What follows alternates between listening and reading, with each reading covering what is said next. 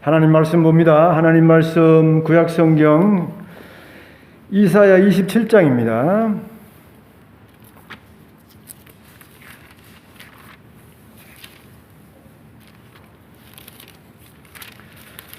이사야 27장 1절 말씀부터 9절 말씀까지 봅니다.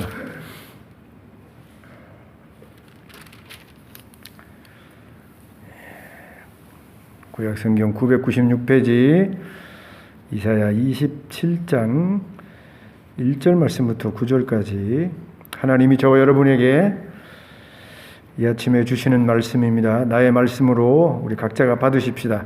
그날에 여호와께서 그의 견고하고 크고 강한 칼로 날렘 뱀 리오야단 곧 꼬불꼬불한 뱀 리오야단을 벌하시며 바다에 있는 용을 죽이시리라. 그날에 너희는 아름다운 포도원을 두고 노래를 부를지어다. 나 여호와는 포도원 지기가 되며 때때로 물을 주며 밤낮으로 간수하여 아무든지 이를 해치지 못하게 하리로다. 나는 포도원에 대하여 노함이 없나니 찔레와 가시가 나를 대적하여 싸운다 하자. 내가 그것을 밟고 모아 불사르리라. 그리하지 아니하면 내 힘을 의지하고 나와 화친하며 나와 화친할 것이니라. 후일에는 야곱의 뿌리가 박히며 이스라엘의 움이 돋고 꽃이 필 것이라. 그들이 그 결실로 지면을 채우리로다. 주께서 그 백성을 치셨던들 그 백성을 친 자들을 치심과 같았겠으며 백성이 죽임을 당하였던들 백성을 죽인 자가 죽임을 당함과 같았겠느냐. 주께서 백성을 적당하게 견책하사 쫓아내실 때에 동풍 부는 바람에 폭풍으로 그들을 옮기셨느니라. 야곱의 불의가 속함을 얻으며 그의 죄 없이 함을 받을 결과는 이로 말미암나니 곧 그가 제단의 모든 돌을 부서진 횃돌 같게 하시며 아세라와 태양상이 다시 서지 못하게 함에 있는 것이라. 아멘. 불신자에게 내리시는 하나님의 심판과 신자에게 내리는 하나님의 징계는 겉으로 보기에는 똑같은 것 같습니다만 내용적으로는 전혀 다르다는 사실을 우리가 지난주에 살펴보았습니다.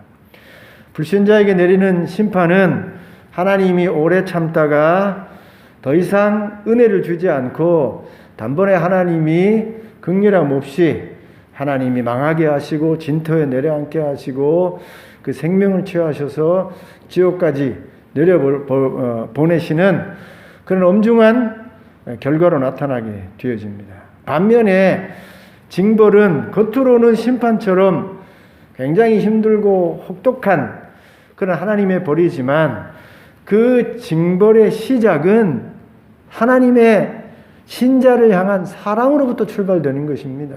잘못된 길을 걸어가는 신자를 고치기 위해서, 바로 살게 하기 위해서, 하나님께 돌아오게 하기 위해서 하나님이 사랑의 매를 들어서 정신 차리기 위해서 하나님이 징벌을 내리시는 것입니다.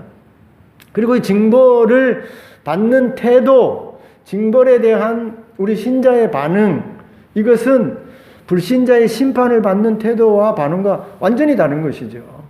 불신자의 심판에 대한 태도와 반응은 관심을 두지 않아요. 그 심판을 통해서 깨닫거나 배우려거나 고치려고 하지 않습니다. 계속해서 잘못된 길을 걸어가다 종래는 하나님의 심판으로 끝장이 나게 되는 것이죠. 반면에 신자는 하나님의 징벌을 받을 때에 불현듯 깨닫게 되는 것입니다. 다시 하나님을 기억하는 거예요. 그래 하나님께 돌아오려고 노력하는 것입니다. 회개하는 거예요. 손을 들어서 하나님께 기도하기를 시작하는 거예요. 그렇게 신자는 하나님의 징벌을 받을 때의 태도와 자세와 반응이 심판받는 불신자와 완전히 다른 것입니다. 그래서 우리가 신자가 하나님으로부터 징벌을 받을 때에 세상 사람들이 생각하는 그런 심판처럼 우리가 생각하는 것이 아니라 하나님이 사랑으로 우리를 징벌하신다는 사실을 꼭 기억하고 하나님을 오해하지 아니하고 징벌 가운데서도 낭망하거나 절망하지 아니하고 끝까지 징벌 가운데 어려운 가운데서도 하나님을 바라보고 소망하고 더 하나님께 손을 펼치고 매달리고 기도하는 그런 일을 우리가 쉬지 말아야 하는 것입니다. 우리 지난주에 그런 하나님의 징벌, 사랑의 징벌, 불신자의 아주 엄중한 심판에 대해서 우리가 살펴보았는데 오늘 우리 27장의 1절부터 9절의 내용을 보게 되어지면 26장보다 더 뚜렷하게 하나님의 징벌이 신자를 향한 사랑으로부터 비롯되어졌다는 것, 아름다운 그 결실을 목적으로 하나님이 징벌한다는 사실을 우리가 오늘 본문을 통해서 더 뚜렷하고 확실하게 확인할 수 있는 것입니다. 오늘 27장 말씀을 통해서 지난주와 함께 하나님의 심판 그리고 우리 신자를 향한 하나님의 징벌이 어떤 차이를 가지고 있다는 사실을 다시 한번 우리가 확인하면서 은혜를 받기를 원하는데요. 자, 오늘 여기 27장 1절을 보게 되어지면 이 리오야단이라는 뱀에 대해서 여기 언급하고 있는 것을 알 수 있습니다. 여기 표현하기를 강한, 견고하고 크고 강한 칼로 날랜 뱀 리오야단, 곧 꼬불꼬불한 뱀. 이 리오야단을 어떻게 설명하고 있냐면 날랜 뱀, 그렇게 되어 있죠. 이 원문에는 날아다니는 뱀, 그렇게 되어 있어요. 여기 우리나라 본문에는 날랜 뱀이니까 아주 재빠르게 움직이는 뱀으로 그렇게 이해하기 쉬운데 원문에는 하늘을 날아다니는 뱀이에요. 그 다음에 이 꼬불꼬불한 뱀, 이 꽈리를 틀고 이렇게 앉아있는 그런 뱀을 리워야단이라고 그렇게 표현하고 있는데 이 리워야단은 여기 뱀, 사탄을 말하는 것이에요. 사탄의 그 다른 성경의 표현이 뱀, 옛뱀 또는 리오야단. 리오야단을 여기 뱀으로 이렇게 되어 있습니다만 뒤에 보면 여기 용이라고 되어 있죠. 바다에 있는 용을 죽이시리라. 이 용은 앞에 말한 리오야단과 다른 그런 의미로 이렇게 표현되어 있습니다만 영적인 면에서는 다 똑같아요. 사탄을 말하는 것입니다. 원래 원문으로 보면 이게 용이 탄닌이라 그랬어요. 탄닌. 이 리오야단은 원문 그대로 그 음력을 해서 히브리 말 그대로 리오야단이, 히브리 말로 용은 탄닌이라 그래서 우리나라는 용으로 번역했는데 영어로는 몬스타라고 그렇게 번역해 놓았죠. 몬스타. 그리고 과학자들은요, 이 탄닌을 공룡으로 봅니다. 공룡. 과학적으로는 성경에 공룡이 언급되어진 게 있는가? 그 언급되어진 공룡을 우리는 탄닌이라는 그 이름으로 원문에 언급되어진 그 존재를 우리는 공룡으로 그렇게 이해하는데 어쨌든 여기 표현되어 있는 리오야단, 탄닌, 용, 꼬불꼬불한 뱀은 그 영적으로 사탄을 말하는 것입니다. 그런데 하나님께서 이 날아다니는 뱀 리오야단, 꼬불꼬불한 뱀 리오야단, 그리고 바다에 있는 탄닌, 용을 하나님이 죽여버리신다는 거예요. 언젠가 하나님께서 이 땅에 우리 신자들을 유혹하고 범죄하게 하고 거짓말로 속여서 하나님 말씀대로 살지 못하게 하는 이런 사탄의 머리를 하나님께서 깨워버리시고 그 사탄을 징벌해서 무정행에 넣는 그런 날이 올 것입니다. 여러분 창세기 3장에 보면 원복임이라고 해서 뱀이 여자의 발에 뒤꿈치를 물고 여자의 후손은 뱀의 어디를 밟아요? 머리를 밟잖아요. 언젠가 하나님께서 예수 그리스도를 통해서 사탄의 나라를, 사탄의 머리를 밟아 부수는 그런 심판의 날을 하나님이 3장에 이미 벌써 말씀하신 거예요. 창세기 3장에 이미 말씀하셨는데 2000년 전에 예수님이 십자가에 달려 돌아가시는 그 일을 통해서 사탄의 나라를 결정적으로 부수는 일을 시작하셨고, 이미 하나님께서 사탄의 이 역사를, 사탄의 나라를 정복하는 일을 복음을 통해서 지구촌에 2000년 동안 지금 승리하면서 교회를 통해서 지금 사탄을 정복하는 일을 하고 계시는데, 요한계시록에 보면 아직도 남아서 발악하는 이 리워야단, 탄닌, 옛뱀, 꼬불꼬불한 뱀, 날아다니는 뱀을 하나님이 잡아서 무저갱에 집어넣는 결정적인 날이 오게 되어지는 것입니다.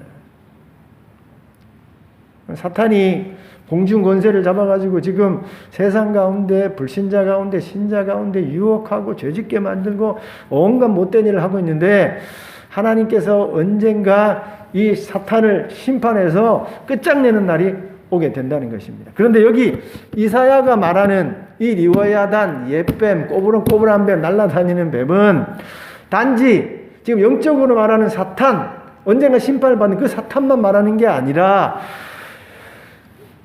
이 이사야가 활동하던 시대의 주변에 아주 강한 힘과 권력을 가지고 약한 나라들을 지배하고 힘들게 하고 어렵게 하고 정복했던 온갖 불의를 행했던 나라와 왕들을 여기 또 은유적으로 표현하고 있는 것입니다. 여러분, 북이스라엘을 망하게 했던 아수르, 당시의 초강대국입니다. 아수르 왕, 니느웨 왕이 얼마나 대단한 여러분 그 힘과 권력을 가지고 있었는지 몰라요. 주변의 모든 작은 나라들이 다 벌벌 떨고 그 아수르의 권력 앞에, 침입 앞에 나라가 다 망하고 잡혀가고 어려움을 당하는 그런 일을 당했던 것입니다. 후에 바벨론이 아수르를 물리치고 또 세계를 제패하고 이 바벨론의 느부갓네살 왕부터 그의 아들 벨사살에 이르기까지 그 막강한 힘으로 세계의 작은 나라들 얼마나 힘들게 했는지 몰라요. 그리고 바벨론이 무너지고 나서 페르시아라는 나라가 또 들어와서 얼마나 세계를 정복하면서 여러분 세계를 요동하게 만들고 힘들게 했습니까? 그리고 그 이후에 로마라는 나라가 500년 동안 이 로마의 강력한 정치 군사 이런 문화를 가지고 세계를 정복하면서 아주 힘들게 하는, 물론 그때를 팍스 로마나 가장 평화로운 시대였다 그렇게 말을 합니다만, 로마 시민에게 있어서는, 로마에게 있어서는 팍스 로마나 정말 평화의 시대, 아주 뭐 좋은 시대인지 모르지만 로마의 정복을 받고 있던 사람들은 정말 힘든 시대였던 것이죠. 그런데 여기 말하고 있는 리워야단, 여기 탄닌용, 이게 은유적으로 누구를 말하냐면 그렇게 정치, 군사 또 그 권력을 가지고 다른 작은 백성과 나라를 지배했던 모든 나라와 그 왕들을 또 표현하기도 하는 것입니다. 여기 리워야단이 용이 아수르예요. 아수르의 왕이에요. 여기 리워야단과 탄닌이 바벨론의 왕이고 페르시아의 왕이고 로마의 황제들이었던 것입니다. 그런데 언젠가 그 막강한 힘을 가지고, 막강한 정치 군사의 그 힘을 가지고 작은 나라의 백성을, 작은 나라를 부수고 힘들게 하고 죽이고 그렇게 했던 그 모든 나라의 교만을 하나님이 여기 뭐라고 되어 있어요? 그의 견고하고 크고 강한 칼로, 하나님의 그 견고하고 크고 강한 팔로 다 죽여버리는 날이 온다는 것입니다. 다 끝장되는 날이 온다는 것입니다. 역사를 보면 다 그렇게 됐잖아요. 사탄처럼 대적할 것이 없는 것 같은 나라, 그 왕들이 용같이 말이에요. 그 어떤 동물도 대항할 수 없는 그런 힘 있는 용 같은 나라들이, 그 황제들이 그 교만한 자리에서, 그 권력의 힘의 자리에서 하나님의 강하고 크고 날랜 칼로 다 목이 잘리고 몸뚱이가 잘려서 그럼 다 사라지고 역사의 뒤안길로 사라지는 그런 일을 우리가 다 보지 않았습니까? 리오야단 아수르가 끝장이 났어요. 꼬불꼬불한 뱀 바벨론이 끝장이 났다니까요. 용이라고 불리는 바벨론과 로마가 하나님의 크고 강한 팔로 끝장이 난 것입니다. 하나님이 불신자를 심판하는 날이 와요. 불신자의 교만이 하늘을 찌를 때가 있다니까요. 그래서 그 교만의 그 힘과 권력에 힘없는 양심대로 바르게 살아가는 모든 사람들이 떨고 힘들어하고 눈물 흘리고 어려워하는 그런 때가 있는 것입니다. 그런데 언젠가 하나님이 그런 교만한 리오야단과 같은 용과 같은 교만과 힘을 가지고 어렵게 했던 그 모든 교만한 존재들, 힘 있는 존재들을 하나님이 다 낮추고 처리하고 심판하는 날이 오게 되는 것입니다. 지난 한 주간요, 좀 힘든 시간을 개인적으로 가졌어요. 시찰회하고 제가 고시 일을 제가 맡아서 섬기는 일을 좀 했는데 좀 마음 아픈 일을 좀 겪었습니다. 왜 마음 아픈 일이 생기는가? 다른 거 없어요. 교만한 몇 분 때문에 겸손해서 섬기려고 하면 아무 일 없을 텐데 교만한 몇 분 때문에 일어나는 교회 안에 여러분 어려움, 또 시찰회 안에 일어나는 어려움, 노예 안에 일어나는 어려움 때문에 힘든 거예요. 불신자이든지 신자이든지 꼬불꼬불한 뱀이 되어지고 날아다니는 뱀이 되어지고 바다의 용 같은 여러분 그런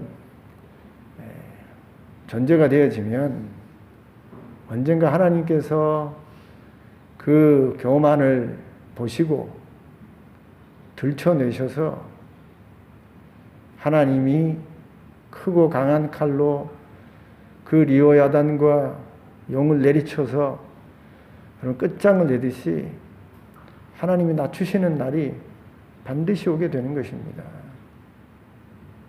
하나님의 심판이 있는 거예요.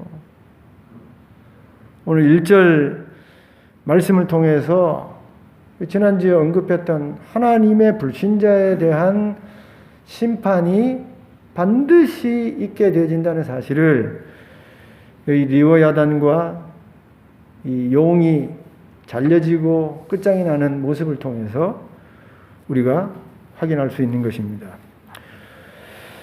이렇게 하나님의 심판에 대해서 우리가 확인할 수 있는 것과 더불어서 2절부터 9절까지 보게 되어지면 신자에 대해서 하나님의 백성에 대해서 하나님이 어떤 마음으로 하나님의 백성을 징벌하고 다루시는지가 여기 분명하게 언급되어져 있습니다. 자, 2절 한번 같이 한번 읽어볼까요? 시작. 그날에 너희는 아름다운 포도원을 두고 노래를 부를지어다. 3절 나 여호와는 포도원 지기가 되며 때때로 물을 주며 밤낮으로 간수하여 아무든지 이를 해치지 못하게 하리로다.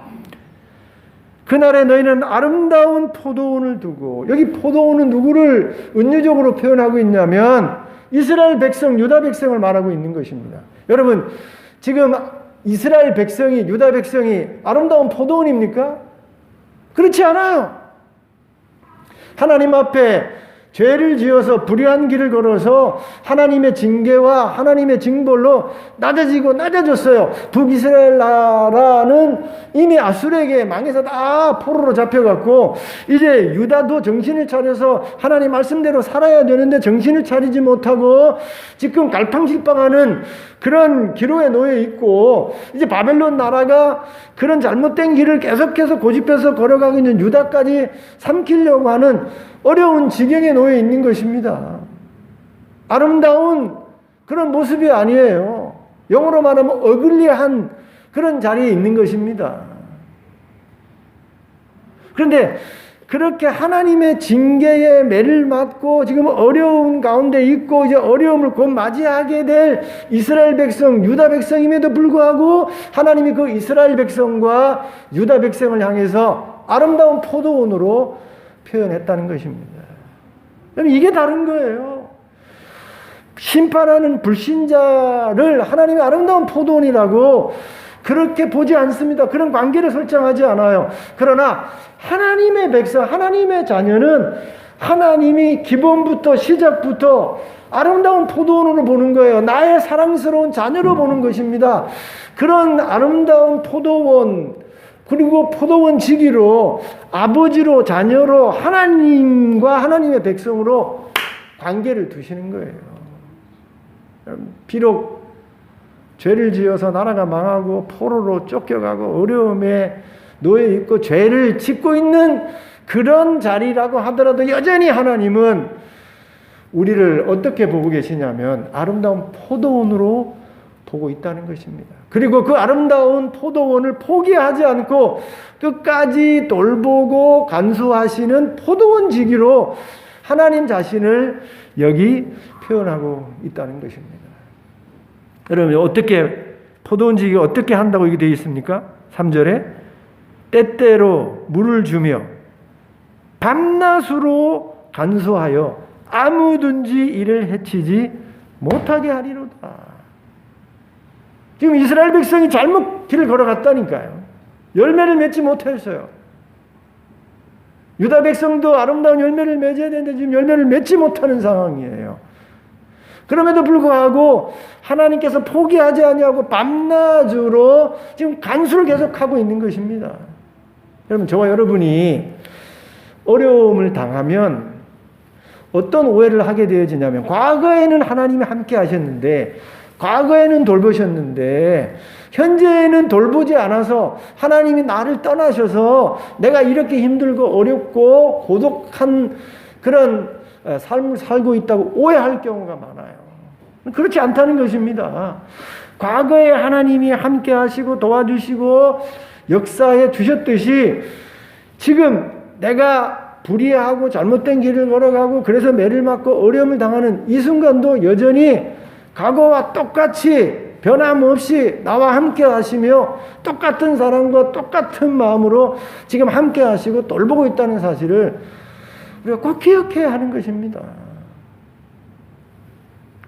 어려움을 당한 내가 하나님을 오해해서 내가 지금 이렇게 죄를 짓고 어려움을 당하니 하나님 나를 떠나셨지. 그건 내 생각인 것이에요. 제가 이전에 청년 때에 지구촌 이제 은퇴하셨습니다만 이동원 목사님의 아주 예화가 잊혀지지가 않아요. 여러분도 기억하시면 잊혀지지 않는 예화로 머릿속에 담아 두셨으면 좋겠어요. 하나님께서 신자를 데리고 지나온 길을 쭉 보여주시더래요. 그런데 자기 인생길에 하나님이 자기와 쭉 인생길을 걸어오는데 하나님 발자국이 있고 자기 발자국이 이렇게 있다라는 것입니다. 아, 그래. 그 어려운 때에 그때 하나님이 나와 함께 걸어주셨구나. 그걸 걸어온 발자국을 보면서 확인했다는 거예요. 그런데 내가 정말 인생 가운데 어렵고 힘들고 눈물 날 때 그때는 발자국이 하나밖에 없는 거예요. 그래서 하나님, 내가 정말 힘들고 어려울 때 그때는 왜 하나님 함께 해주지 않았습니까? 그 이전에는 하나님이 나와 함께 동행하는 발자국이 찍혀져 있는데 인생 가운데 정말 어려울 때는 그때는 왜 발자국이 하나밖에 없어요? 그리고 원망하듯 불평하듯 그렇게 하나님에게 물었다는 것입니다. 그러니 하나님 뭐라고 대답했겠어요? 내가 그때 너를 업고 걸었다. 내가 너를 업고 걸었다. 너무너무 힘들어하니, 너무너무 고통 중에 하니, 걸을 수 없을 정도로 힘들어하니 내가 널 그때 업고 걸었다. 하나님 그렇게 말씀하시더라는 거예요. 내가 비록 하나님 앞에 바로 살지 못해서 그래서 하나님의 매를 맞는다고 하더라도 하나님의 사랑이 우리를 떠난 것이 아닙니다. 하나님 우리를 포기한 것이 아니에요. 과거에 그랬듯이 여전히 매 맞는 이 순간에도 바로 살지 못하는 이 순간에도 하나님은 떠나지 아니하시고 아름다운 포도원 지기가 되어져서 밤낮 가리지 아니하고 우리를 간수하고 돌보시는 것입니다. 업고 가고 계신 거예요. 이런 사실을 우리가 잊지 말아야 하는 것입니다. 여기 뒤에 보세요. 나는 4절에 포도원에 대하여 노함이 없나니 찔레와 가시가 나를 대적하여 싸운다 하자 내가 그것을 밟고 모아 불사르리라. 그리하지 않으면 내 힘을 의지하고 나와 화친하며 나와 화친할 것이니라. 하나님께서 아름다운 포도를 원하셔서 밤낮으로 간수하시는데 돌보시는데 내놓는 것이 찔레예요. 내놓는 것이 가시예요. 그러면 하나님이 그런 아름다운 열매를 맺게 하기 위해서 노력하셨는데 맺는 것이 찔레고 가시이기에 하나님께서 그런 잘못된 삶에 대해서 하나님이 징벌은 하시죠. 하나님이 징계는 하시죠. 그런데 결정적으로 하나님께서 다 태워버리지는 않는다는 것입니다. 여러분, 영어로 푸른이라고 하죠. 푸른, 가지치기. 열매가 맺지를 않아요. 대추가 열리지 않고 사과가 열리지 않고 배가 열리지 않습니다. 그 왜 안 열리는가 봤더니 이게 가지치기를 하지 않아가지고 열매가 맺지 않는 거예요. 그러면 그 다음에 열매를 잘 맺게 하려면 어떻게 해야 됩니까? 적당히 가지치기를 해서 다음에 열매를 맺게 해야 되는 것입니다. 하나님의 이 찔레와 가시를 제거하는 것은 푸른과 같은 것입니다. 우리가 잘못된 삶을 살게 되어지면 하나님께서 우리의 삶 속에 찔레와 가시를 제거해 버리시는 거예요. 그러나 하나님이 그렇게 우리 삶 속에 찔레와 가시를 제거하는 징계를 하시고 열매를 맺지 못하는 잘못된 가지들 풀어내서 가지치기를 하지만 하나님께서 찔레와 가시를 낸다고 해서 열매를 맺지 않는다고 해서 여러분 밑둥을 쑥 잘라버리고 뿌리를 뽑지는 않는 거예요. 심판은 뿌리를 뽑아버리는 거예요. 심판은 다시는 열매를 맺지 못하도록 불을 확 태워버리는 것이지만 하나님의 백성은 하나님이 벌은 내리시지만 하나님이 여러분 나무를 완전히 밑둥부터 잘라버리고 뿌리를 뽑아버리는 그런 일을 하지 않는다는 것입니다.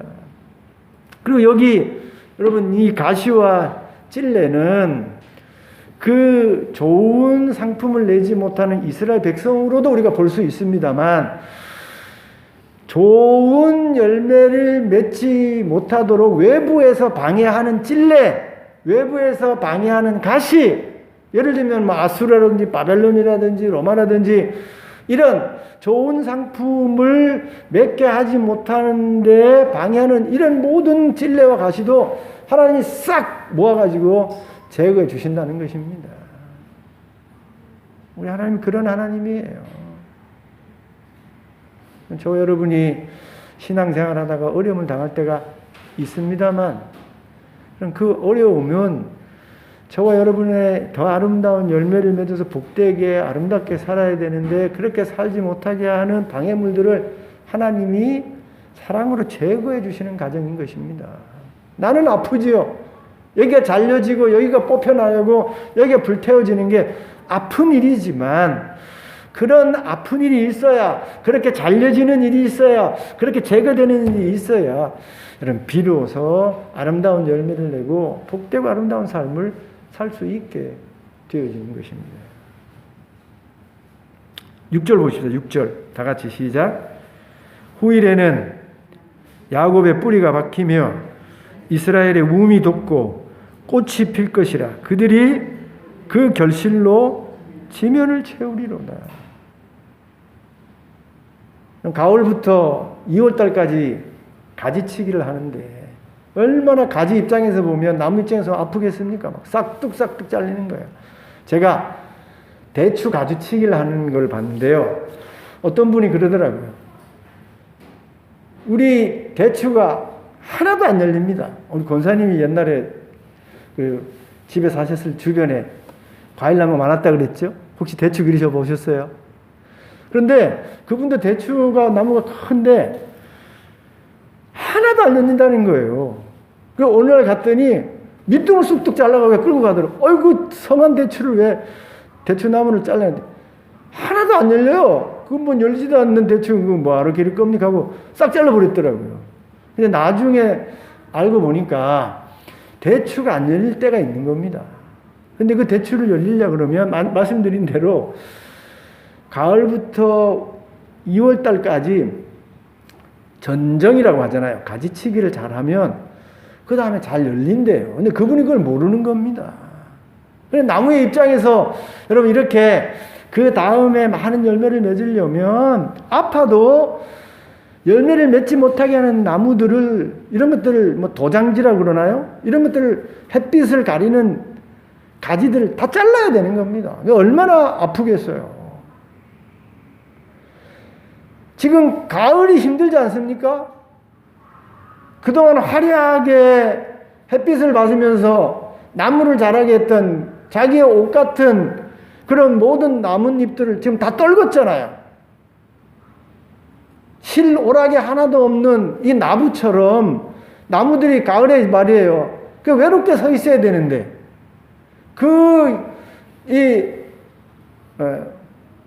벌거벗은 그 나무를 또 와가지고 다 가지를 다 치니까 나무 입장에는 얼마나 힘들겠어요.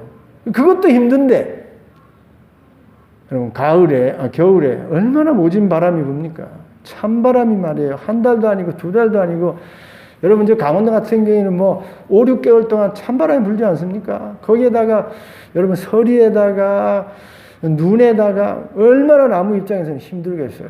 이야, 이파리도 다 떨어뜨리고 거기다가 말이에요. 다 막 이 가지 저 가지 다 잘라가지고 지금 상처가 다 나 있고 거기다가 찬바람에 여러분 폭설에 나무 입장에서는 얼마나 힘들겠어요. 이러다가 난 죽겠단 말이에요. 더 이상 꽃을 피우는 그런 기회도 갖지 못하겠다. 내가 살아남겠는가? 나무가 사람이라면 여러분 그런 입장 아니겠습니까? 그런데 여러분 그런 어려운 입장에 있는 나무이지만 봄이 되면요. 어김없이 그 떨어진 이파리에 그 잘려진 나뭇가지 위에 그렇게 찬바람이 몰아대던 그런 나무 가지에 꽃이 핀다니까요. 어느덧 여보 그 나무에 다시 새 여러분 이파리가 돋아나고 그리고 새 가지가 나고 그래 난 새 가지에서 이런 주렁주렁 열매가 맺히게 되어지는 것입니다. 한번 포도 기회가 되면 포도 한번 보세요.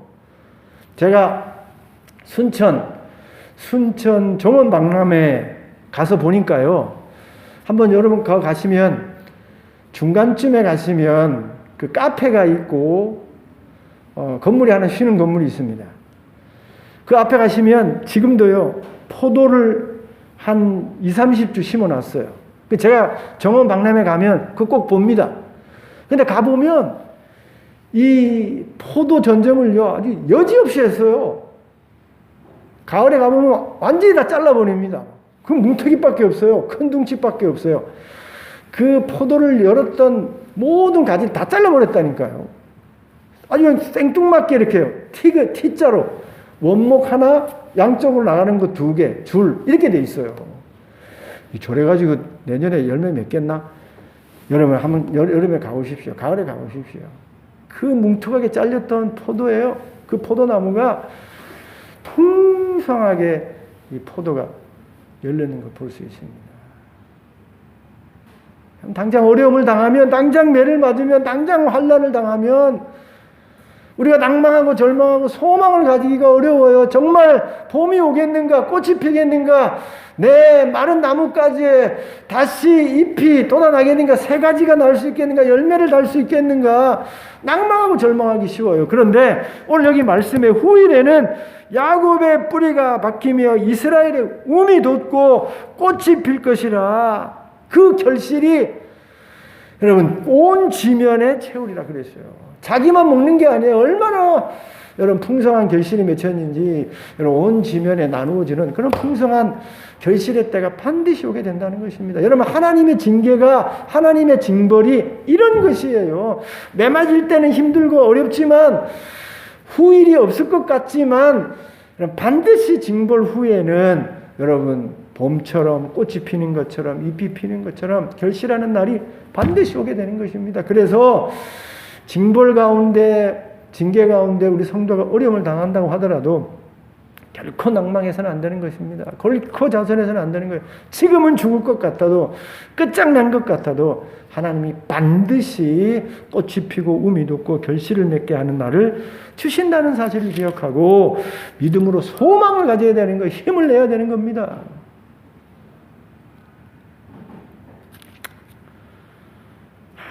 본인이 있어서 제가 언급하기가 좀 죄송한데 여러분 한때 성동조선이 완전히 문을 닫는다고 그러지 않았습니까? 제가 우리 집사님한테는 아직까지 얘기 안 했어요. 그런데 그때 제가요 개인적으로 다른 사람을 통해 가지고 어떤 소리를 들었냐면 통영시에서 통영 이 관계자를 통해서 들었던 말은요, 이 정권이 포기했다는 겁니다. 안전공단 더 이상 조선소는 이제 통영에서 안 한다, 그런 방침이라고 하더라고요.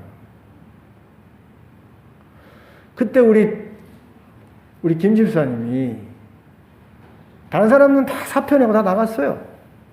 이제 끝장났다고 다 나갔어요. 근데 우리 집사님 그때도 언젠가 봄이 오겠지, 언젠가 우음이 돋을 거야, 언젠가 다시 열심히 일할 수 있는 날이 올 거야 하고 기도하셨어요. 여기 와서 새벽마다 기도하고 저도 같이 기도해야죠. 아무리 그런다고 하더라도 제가 그렇게 기도해서 하나님 세상을 바꾸소서, 하나님 나라를 바꾸시옵소서. 정말 하나님 바꿨어요. 하나님 세상을 바꾸고 나라를 바꿔가지고 지금 성동조선에 일꾼이 없어서 난립니다. 제가 들어보니 일꾼이 없어요. 다시 음이 돋은 거예요. 다시 꽃이 피는 날이 오게 된 것입니다. 그때 소망을 잃어버리고, 그래서 아마 우리 김경림 집사님 딴 데로 이사 가셨을 거예요. 끝까지 소망을 잃지 말아야 되는 겁니다. 믿습니다. 나라를 바꿔서 세상을 바꿔서라도 하나님이 다시 꽃이 피는 날을, 열매 맺는 날을, 아름다운 날을 주실 겁니다 하고, 여러분 이 말씀을 붙잡고 하나님의 징벌의 성격을 우리가 알고 오해하지 않고 믿음으로 나아가야 되는 거예요. 결정적인 내용이 여기 나와 있습니다. 자, 7절과 8절 다 같이 시작. 주께서 그 백성을 치셨던들 그 백성을 친 자들을 치신같이 같았겠으며, 백성이 죽임을 당하였던들 백성을 죽인 자가 죽임을 당함과 같았겠느냐. 주께서 백성을 적당하게 견책하사 쫓아내실 때에 동풍 부는 날에 폭풍으로 그들을 옮기셨느니라. 하나님이 심판하셨던들, 하나님이 징벌하셨던들, 여러분 바벨론처럼, 아수르처럼, 페르시아처럼, 로마처럼 하나님이 그렇게 징벌하셨겠어요? 하나님이 이스라엘을 징벌하고 유다를 징벌하실 때 겉으로 보면 로마처럼, 아니 페르시아처럼, 바벨론처럼 끝장난 것 같지만 끝장이 안 난다니까요. 하나님 그렇게 우리를 징벌하거나 견책하지 않는 것입니다. 하나님이 죽이도록 심판하거나 징벌하는 게 아니라 여기 뭐라고 되어 있어요? 적당하게 견책한다는 거예요. 죽도록 하나님 견책하지 않습니다. 반드시 구원의 길을 허락해 주세요. 봄에 다시 um이 필 정도로 하나님이 견책하시지, 그렇게 가지치기를 하지 밑둥을 싹 잘라버리고 다시 um이 돋아나지 않도록 하나님 확 불태워버리지 않는다는 것입니다. 하나님이 반드시 동풍으로 옮기시는 날이 있어요. 아멘입니까? 여러분, 심판과 징벌을 오해하지 마세요. 우리가 불의를 해서, 죄를 지어서 잘못된 길을 걸어가서 하나님의 매를 맞아서 정말 고난 가운데, 환령 가운데, 어려움 중에 있다고 하더라도 하나님 우리를 떠나지 않습니다. 하나님 우리와 맺은 관계를 하나님이 깨지 않아요. 과거에 우리 아버지가 되셔서 힘들고 어려울 때 도와주시고 함께 해줬던 것처럼 지금 내가 죄짓고 불의한 길을 걸어가서 매맞고 어려움을 당하는 그 시간, 그 장소, 그 여건과 환경 가운데 떠나지 아니하시고 여전히 함께 하시고 아버지로 아름다운 포도원으로 여기시고 포도원 주인이 되어서 오늘도 밤낮으로 관수하시고 돌보시는 역할을 지금도 하고 계시는 것입니다. 이런 사실을 우리가 기억해야 돼요. 잊지 말아야 되는 거예요. 하나님이 우리를 때리시되 적당하게 견책하시지 완전히 죽이지 않는 겁니다. 아니에요. 사랑으로 오히려 눈물을 흘리시며 우리를 구원하고 옮기시는 그런 아름다운 일을 하시는 것입니다. 그래서 낭망하지 말아야 돼요. 절망하지 말아야 되는 겁니다. 이런 하나님을 우리가 기억하고 지금 우리 교회 상황이 지금 여러분의 가정의 상황이 여러분의 일터가 아무리 힘들고 어려워도 봄이 되면 우물 돋게 하시고 꽃을 피우고 잎을 내고 아름다운 열매를 맺게 해주시는 그 하나님, 그 사랑의 하나님을 우리가 바라보고 끝까지 소망을 가지고 힘들고 어려워도 이겨내야 하는 것입니다. 하나님 오늘도 우리와 함께 하십니다. 아멘. 오늘 우리 하나님이 우리를 돌보고 계세요. 이런 사랑으로 돌봐 주시는 아름다운 포도원 지기인 것입니다. 오늘도 우리를 밤낮으로 이런 사실을 기억하시고 힘들고 어려운 인생이지만 이겨내고 견뎌내고 하나님 바라보고 소망 가운데 아름다운 삶을 만들어가는 저와 여러분 될 수 있기를 주님의 이름으로 축원드립니다. 기도합니다.